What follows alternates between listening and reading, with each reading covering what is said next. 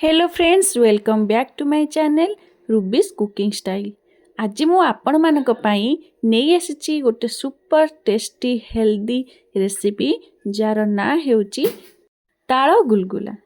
ସେଥିଲାଗି ପ୍ରଥମେ ମୁଁ କିଛି ଅରୁଆ ଚାଉଳକୁ ଭଲ ଭାବେ ଧୋଇ ତାକୁ ଶୁଖାଇ ଦେଇଥିଲି। ଶୁଖିଥିବା ଅରୁଆ ଚାଉଳରୁ ମୁଁ ଚୁନା ପ୍ରସ୍ତୁତ କରି ନେଇଛି।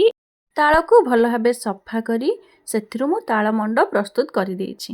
ପରେ ଚୁନା ଏବଂ ତାଳକୁ ଭଲ ଭାବେ ଗୋଳାଇ ଫେଣ୍ଟି ରଖି ଦେଇଛି। ଆପଣ ଯଦି ସାଙ୍ଗେ ସାଙ୍ଗେ କରିବାକୁ ଚାହୁଁଛନ୍ତି ତାହେଲେ ସେଥିରେ ଇନୋ ଆଡ୍ କରି ପାରିବେ, ନହେଲେ 5 ରୁ 6 ଘଣ୍ଟା ଭଲ ଭାବେ ଫୁଲିବା ପାଇଁ ତାକୁ ଛାଡ଼ିଦେବେ।